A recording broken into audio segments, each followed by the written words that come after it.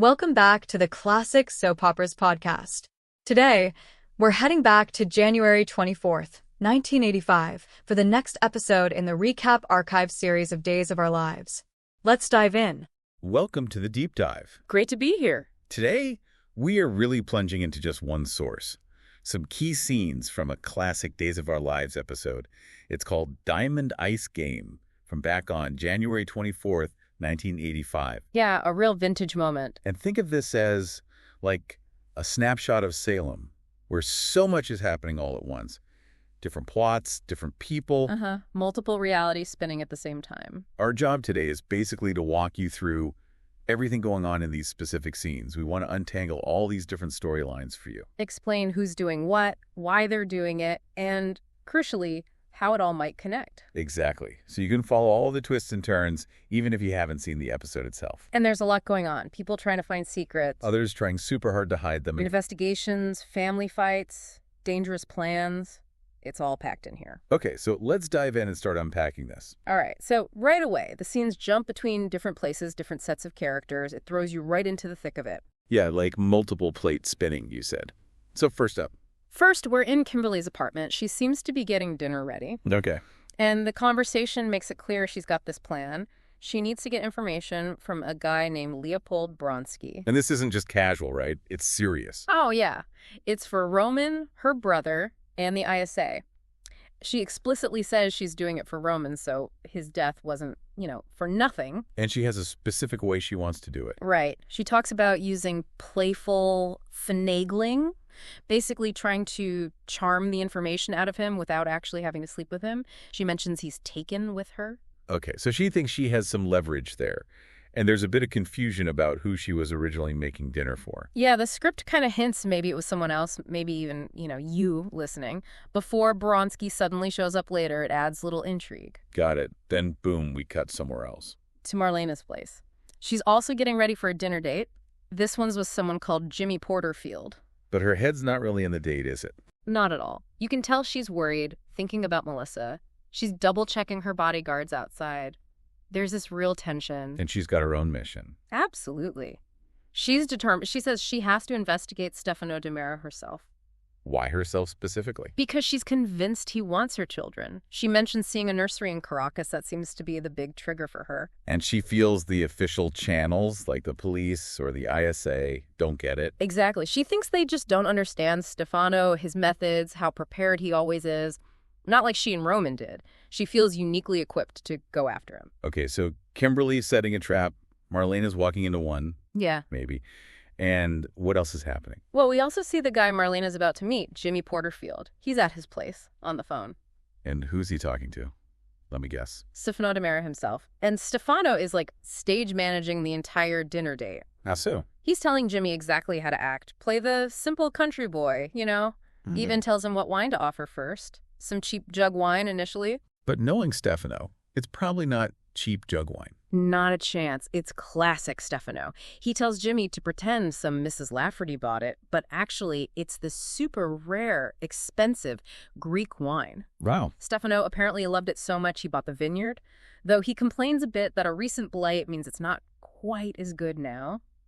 Typical. And Stefano's involvement doesn't stop there. Nope. He tells Jimmy he's going to be listening in on the whole conversation, hidden away somewhere. So it's a complete setup, an elaborate performance just for Marlena. Precisely. And while all that's going on, Kimberly's scheme, Marlena's risky date, Stefano pulling strings, we cut again. Where to this time? The police station. They've arrested a guy named Barry Reed. Okay. And why have they arrested him? It's connected to the disappearance of Melissa Anderson, that's Mickey and Marie Horton's daughter. The police suspect a drug operation is involved, and they're interrogating Barry hard. What's Barry saying? Is he cooperating? He is denying everything, basically. Says he wasn't involved in the drug ring itself. So who was, according to him? He pins it all on Melissa. Claims she was the drug runner, working for somebody else, some unnamed boss. Does he say when he found this out? He claims it was only recently, like just a couple weeks ago, and he insists he was actually trying to help her quit. How convenient. Right.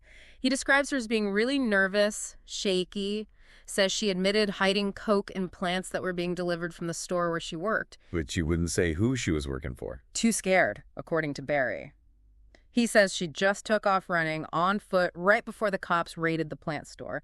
And he claims he hasn't seen her since, though he says he's worried. Okay, that's his story. Does he offer anything else? Well, he throws out this idea that maybe Melissa herself called the cops anonymously, hoping to somehow get her out of the mess. But the police aren't buying that.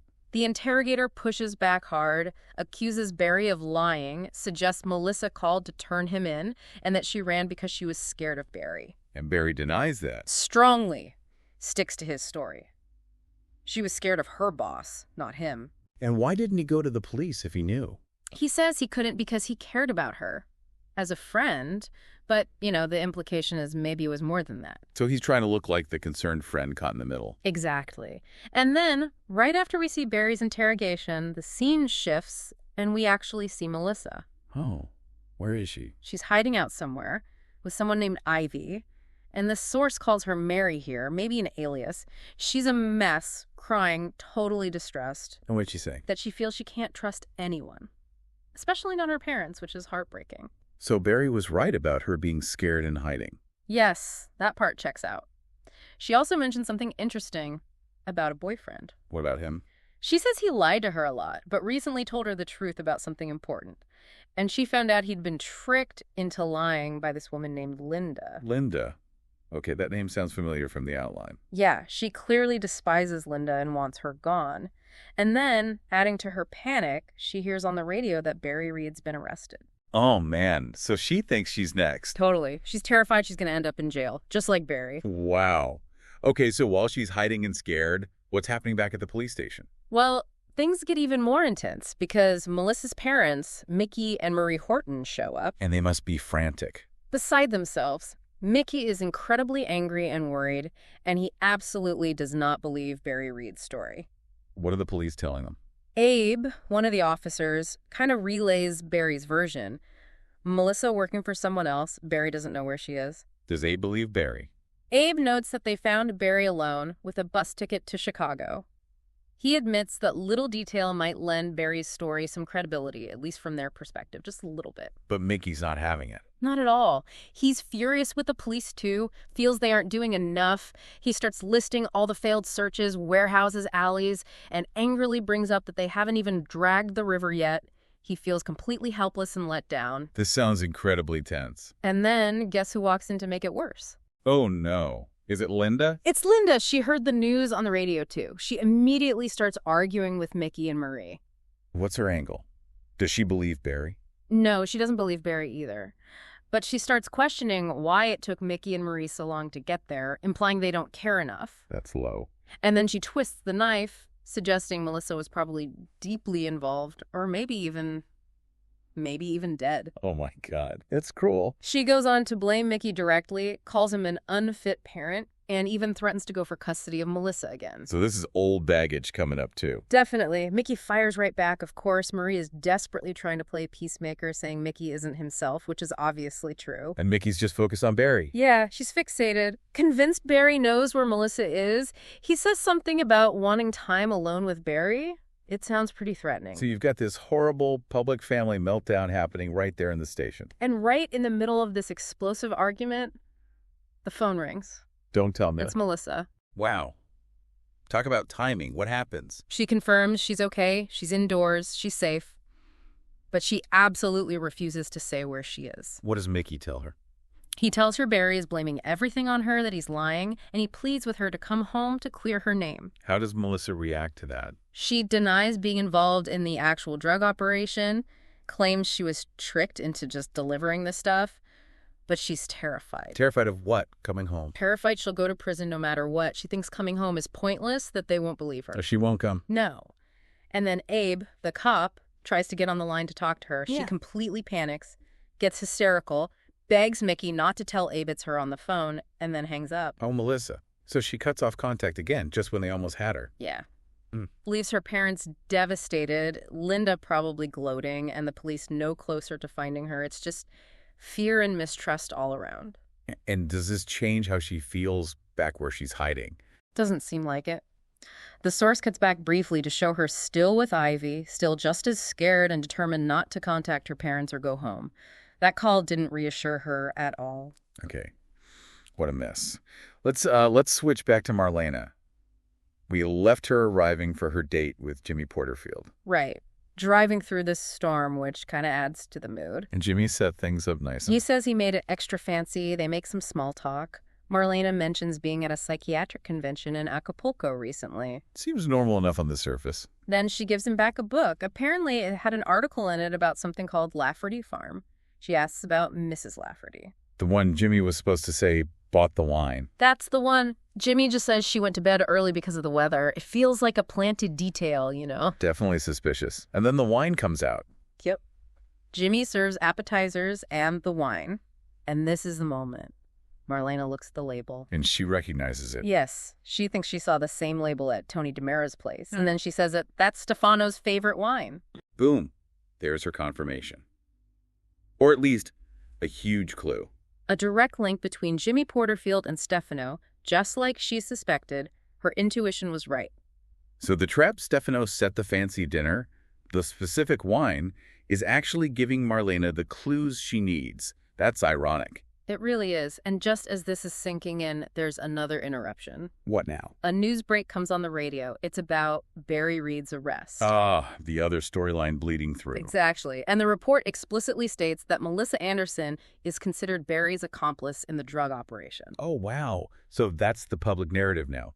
That's terrible for Melissa and her parents. It really raises the stakes for Melissa. And it happens right while Marlena's sitting there, having just clocked the Stefano connection. Okay, so what happens after dinner? Does Marlena confront Jimmy? The source doesn't show us the rest of the dinner conversation. Instead, it cuts to Marlena alone, after the date, maybe before she leaves. And she's reflecting. This is where we get inside her head. Exactly. She knows getting involved with Jimmy is risky, because it leads straight to Stefano. But she feels she has to. Because of the kids. Because of the kids. That nursery in Caracas is the driving force. She believes Stefano is a direct threat to them. And she repeats that idea about the police and Isa not getting Stefano. Yes, strongly.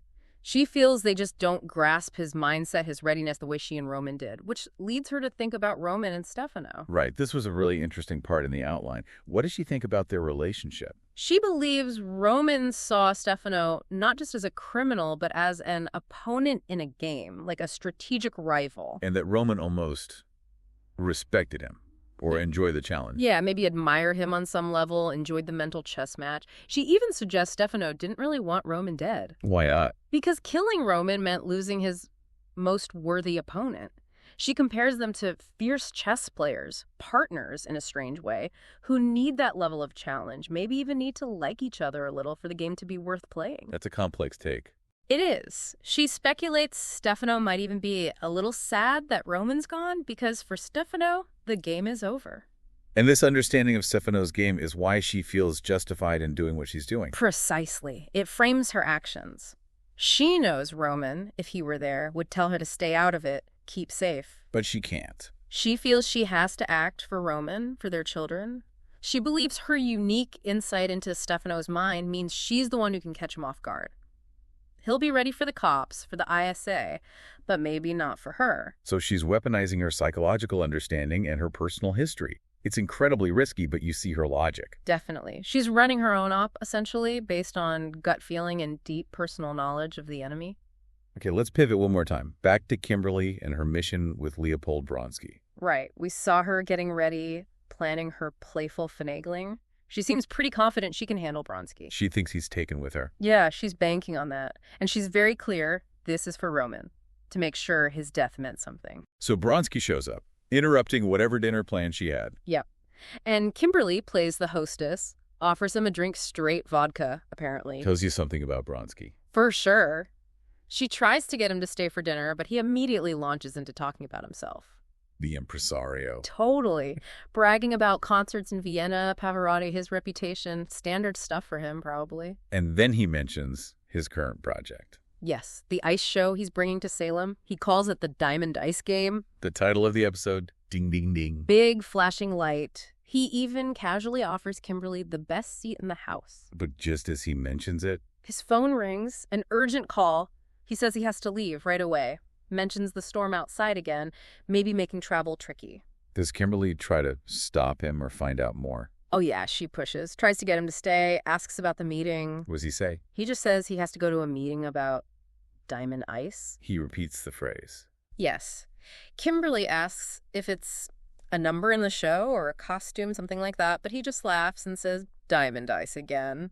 Cryptic. And then he leaves. Promises to reschedule, and he's gone, leaving Kimberly frustrated but also intrigued. She knows that phrase is important. She just snagged a major clue, even if she doesn't know what it means yet, right as he's running off to a meeting about it. Exactly. And the next scene shows us exactly where that meeting is. Let me guess. With Stefano. You got it. We see Bronski arriving at Stefano's location. And who else is there? Jimmy Porterfield. Jimmy Porterfield, introduced as Stefano's associate, confirming the connection Marlena suspected. So Bronski, Stefano, and Jimmy, what's the meeting about? They get straight to the point. Bronski confirms he's the one bringing the prism into the country. The prism. Okay, what is that? Do we find out? Not what it is, but how it's coming in. Bronski says it's hidden within his ice show. And specifically... within the diamond ice. So Diamond Ice isn't the show title. Or maybe it is, but it's also the hiding place for this prism thing. Precisely. Bronski confirms it's as requested by Stefano, and it'll be well hidden. You can tell this prism is incredibly important. And who's it for, does he say? Yes. This is huge. Bronski confirms that when the ice show gets to Salem, he will make sure the prism is delivered to Stefano's daughter. Daughter. Stefano has a daughter, and this whole elaborate smuggling operation is to get this prism to her. Mind blown, right? Huge reveal. It raises so many questions. Who is she? Why does she need the prism? Why is it so vital to Stefano? Absolutely. This changes things. What else happens at the meeting? They agree it's too dangerous to meet again. Future contact will go through someone named Megan. Megan, another new name. Yep. They toast to the diamond ice, and Bronski reassures Stefano that customs won't find the prism. Okay, so this confirms a major secret operation. Stefano, Bronski, Jimmy, Megan, a daughter, a prism, hidden in diamond ice. Wow. It connects Kimberly's storyline directly to Stefano's master plan. And there's one more piece, right? Mm-hmm. Involving the ISA directly. Yeah, a very brief scene. It shows the host speaker, you outside Kimberly's apartment. Right. Apparently risking my neck on a fire escape. Mm-hmm. Shane Donovan shows up. And you tell him Bronski just left suddenly for an urgent meeting. And crucially, I mentioned the phrase I overheard. You report hearing Bronski say diamond ice, and you ask Shane what it means. And does Shane know? He just says it's interesting, doesn't seem to recognize it immediately. But the ISA now has the same clue Kimberly got, the clue that's central to Stefano's entire plan. So the official investigation and Kimberly's sort of unofficial one are both closing in on the same keyword. The threads are starting to come together, even if the characters themselves don't see the full pattern yet. Wow. Okay, let's try and pull all these threads together now. That was definitely whirlwind. No kidding. So many moving parts. We've got Stefano orchestrating this big plan to smuggle something called the prism into the country. Using Leopold Bronski's ice show, the Diamond Ice game, as cover. And Diamond Ice seems to be the specific hiding spot within the show for this prism. A prism that's incredibly important.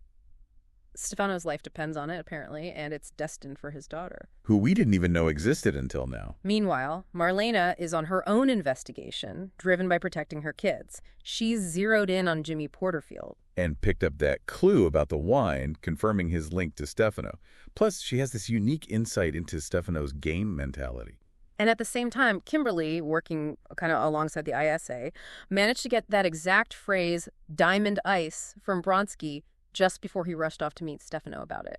And the ISA, via Shane and myself in the scene, now also has that clue. And running completely parallel, you have the whole Melissa Anderson drama. Right. Barry Reed's arrested, blaming Melissa. Melissa's hiding, terrified, claiming she was tricked by some unnamed boss. Is it connected? We don't know yet. Yeah, is this someone else she worked for linked to Stefano somehow? Or is it a completely separate tragedy unfolding? The news reporting her as Barry's accomplice just makes her situation worse. And this Linda character seems to be stirring up trouble for her, too. It's fascinating how almost everyone is acting on, like, half the story. Totally. Marlena's driven by her history with Roman and Stefano. Kimberly's using her charm on Bronski without knowing about the prism. The police are trying to sort out Barry's story. Melissa's hiding based on fear and feeling betrayed. None of them really see the full picture that we, looking at all the scenes, can start to piece together. Right. So the big questions hanging are, what is this prism? Why is it so vital? Who is Stefano's daughter? And will Melissa's drug nightmare somehow intersect with Stefano's huge, dangerous game? And that final thought you mentioned earlier about Stefano seeing it as a game. Yeah, for him it might be strategy and opponents, but for people caught in the middle like Melissa, desperate and scared, or Marlena putting herself in danger for her kids, the stakes are incredibly real. Life and death, freedom and prison. They're pieces on his board, maybe without even knowing the rules of the game he's playing. It's a chilling thought. Well, thanks for diving deep with us today. We hope untangling all those threads gave you a clearer picture of everything colliding in that moment. That's a wrap for this episode. If you enjoyed it, please subscribe and like and comment for more episodes like this. Thanks for listening.